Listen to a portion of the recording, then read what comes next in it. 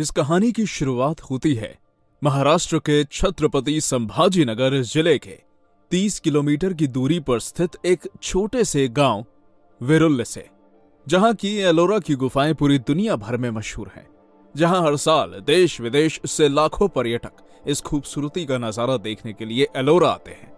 और यहाँ का भगवान शिव जी का कैलाश टेम्पल एक अद्भुत और अपने आप में एक रहस्य है, जिसे एक पहाड़ को काटकर और 2 लाख टन पत्थर निकालकर बनाया गया था। इस मंदिर के रहस्य को समझना आज भी वैज्ञानिकों के सोच समझ से बाहर है। इस मंदिर में एक तरफ से रामायण तो दूसरी तरफ से महाभारत लिखी गई है। भारतीय प्राचीन वास्तुकला का एक उत्तम उदाहरण हमें इस गांव में देखने को मिलता है। और इसी गांव के पाटील थे छत्रपति शिवाजी महाराज के परदादा बाबाजी राजे भोसले।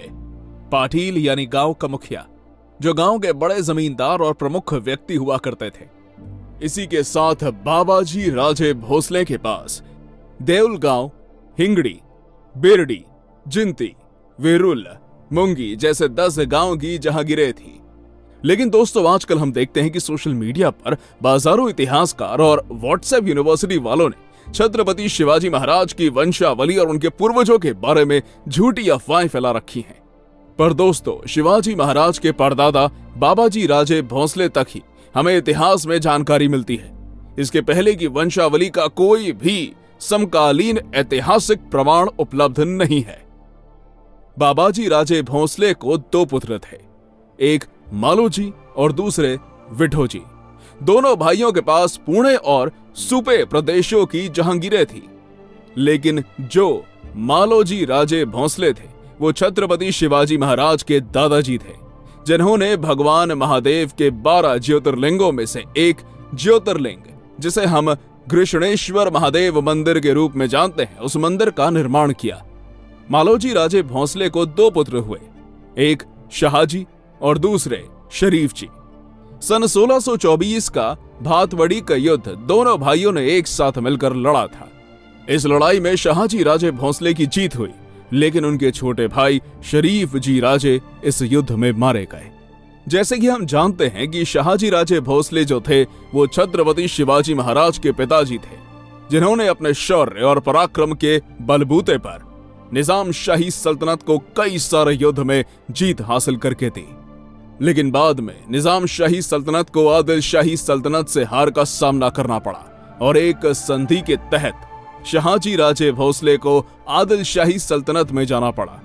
बाद में शाहजी राजे ने कर्नाटक से लेकर तमिलनाडु के तंजावुर तक आदिल शाही सल्तनत का राज्य विस्तार किया, लेकिन उन्होंने कभी भी किसी हिंदू राजा को मृत्यु दंड नहीं दिया, बल्कि उसे अपने अधीन कर लिया।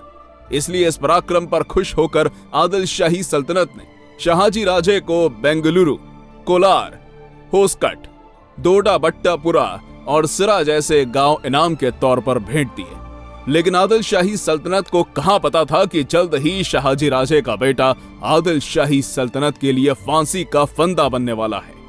बाद में शाहजी राजे ने बेंगलुरु को अपनी राजधानी बनाया। उस समय बेंगलुरु एक छोटा सा गांव था, इसलिए शाहजी राजे ने बेंगलोर शहर का बहुत सारा विकास किया और एक छोटे से गांव बेंगलोर को राजधानी के रूप में परिवर्तित कर दिया। पर 23 जनवरी सन 1664 को कर्नाटक के होदीगिरी गांव में शाहजी राजे भोसले का निधन हो गया।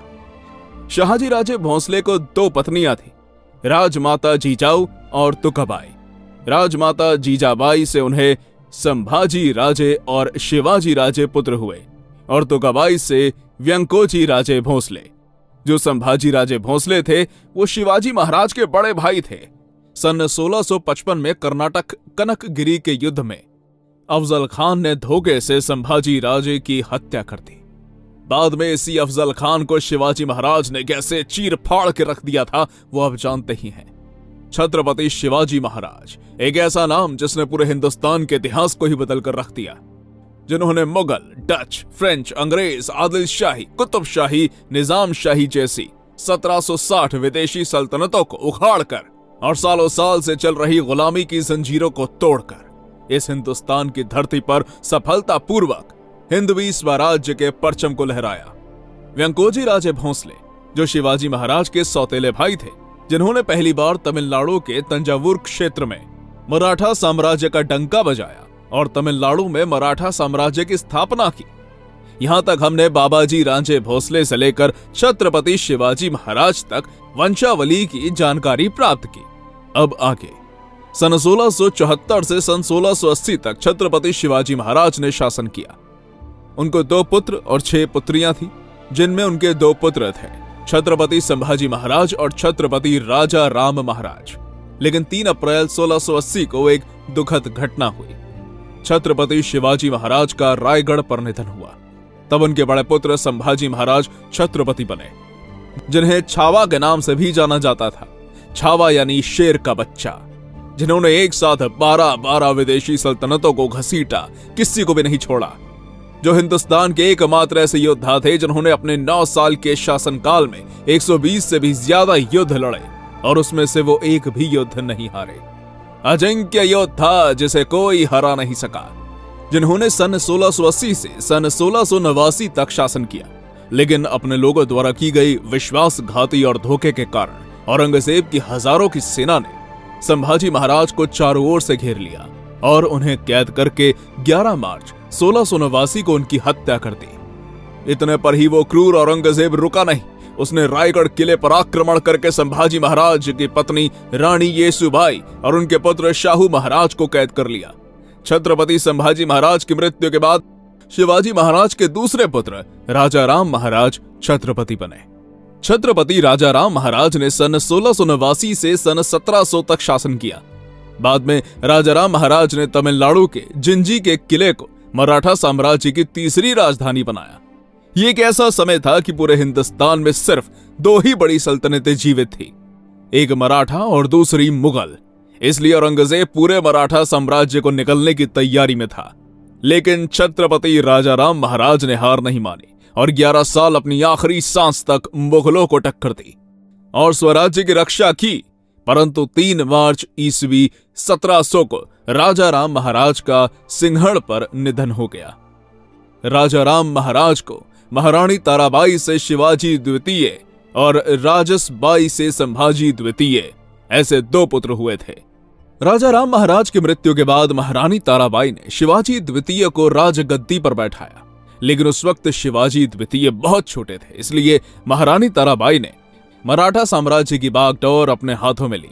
यहीं पर वो रुकी नहीं, उन्होंने मुगलों से सिंहगढ़, राजगढ़, पन्हाला, बावनगढ़, वसंतगढ़ जैसे एक से बढ़िया 1 किलो को जीतकर मुगलों को मराठा साम्राज्य से दूर भगा दिया। महारानी ताराबाई के नेतृत्व में वीर मराठा योद्धा धनाजी जाधव की 40,000 की सेना ने गुजरात की मुगल सल्तनत को उद्ध्वस्त कर दिया और बड़ौदा के नवाब नजर अली को युद्ध में हराकर गुजरात में मराठा साम्राज्य का डंका बजाया। इस तरह महारानी ताराबाई ने फिर से मराठा साम्राज्य का वर्चस्व स्थापित कर दिया।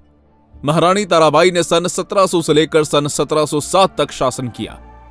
जैसे कि हमने आपको बताया था कि छत्रपति संभाजी महाराज की मृत्यु के बाद औरंगजेब ने संभाजी महाराज की पत्नी और उनके बेटे शाहू महाराज को कैद किया था, लेकिन 1707 में औरंगजेब की मौत हो गई और शाहू महाराज मुगल कैद से आजाद हो गए।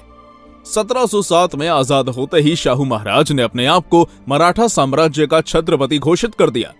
ये बात महारानी ताराबाई को पसंद नहीं आई और 12 अक्टूबर 1707 को शाहू महाराज और ताराबाई के बीच सत्ता संघर्ष के लिए खेड़ा का युद्ध हुआ, जिसमें शाहू महाराज की जीत हुई। इस युद्ध के बाद छत्रपति शिवाजी महाराज का भोसले राजवंश अब 2 हिस्सों में बंट गया, एक सातारा राज्य और दूसरा कोल्हापुर राज्य। पहले हम सातारा राज्य के बारे में जानकारी लेंगे। खेड़ा का युद्ध जीतने के बाद 22 जनवरी 1708 को शाहू महाराज ने सतारा में अपना राज्याभिषेक करवाया और धनाजी जाधव, कान्होजी आंग्रे, बालाजी विश्वनाथ, रघुजी राजे भोसले, बाजीराव पेशवा, खंडेराव दाभाडे, रानोजी शिंदे जैसे महान योद्धाओं ने छत्रपति शाहू महाराज के आदेश पर लगभग पूरे हिंदुस्तान से मुगल साम्राज्य का अंत कर दिया। अब पूरे हिंदुस्तान में अपने राज्यों की गद्दी पर कौन बैठेगा, इसका निर्णय अब सातारा से छत्रपति शाहू महाराज करने लगे। इस तरह छत्रपति शाहू महाराज पूरे हिंदुस्तान के शासक बन गए। छत्रपति शाहू महाराज का शासनकाल 1707 से लेकर 1749 तक था। शाहू महाराज सातारा रियासत में छत्रपति शिवाजी महाराज के आखिरी वंशज थे। शाहू महाराज को कोई पुत्र नहीं था, इसलिए शाहू महाराज ने कोल्हापुर के राजाराम महाराज द्वितीय को गोद लिया था। इस तरह सातारा का भोसले वंश आगे बढ़ता गया और आज वर्तमान में सातारा रियासत के छत्रपति शिवाजी महाराज के वंशज छत्रपति उदयन राजे भोसले हैं, जो राज्यसभा के सांसद हैं। इसी के साथ वो महाराष्ट्र के सबसे ज्यादा फॉलो किए जाने वाले व्यक्तियों में से एक हैं। अब हम कोल्हापुर रियासत के बारे में जानकारी लेंगे। रानी ताराबाई और शाहू महाराज का युद्ध होने के बाद महारानी ताराबाई ने कोल्हापुर में स्वतंत्र मराठा साम्राज्य की स्थापना की और अपने बेटे शिवाजी द्वितीय को कोल्हापुर राज्य की गद्दी पर विराजमान किया। शिवाजी महाराज द्वितीय ने कोल्हापुर राज्य में 1710 से 1714 तक शासन किया। शिवाजी महाराज द्वितीय के बाद उनके सौतेले भाई संभाजी महाराज द्वितीय कोल्हापुर राज्य की गद्दी पर विराजमान हुए, जिन्होंने सन 1714 से सन 1760 तक शासन किया, जो छत्रपति शिवाजी महाराज के कोल्हापुर रियासत के आखिरी वंशज थे। संभाजी महाराज द्वितीय को कोई पुत्र नहीं हुआ, इसलिए उन्होंने छत्रपति शिवाजी महाराज के चाचा, जो शरीफ जी रांझे भोसले थे, उनके परिवार के वंशज माणको जी रांझे भोसले को गोद लिया और इस तरह कोल्हापुर का भोसले वंश आगे बढ़ता गया और आज वर्तमान में कोल्हापुर के भोसले रियासत के छत्रपति शिवाजी महाराज के वंशज युवराज छत्रपति संभाजी राजे भोसले हैं, जो इससे पहले राज्यसभा सांसद रह चुके हैं। इसी के साथ वो स्वराज्य नाम की संगठन से सामाजिक कार्य कर रहे हैं, जिन्होंने लाखों करोड़ों लोगों के दिल में अपनी एक अलग पहचान बनाई है। दोस्तों, आज के लिए इतना ही। अगली वीडियो किस टॉपिक पर चाहिए हमें कमेंट बॉक्स में जरूर बताइएगा।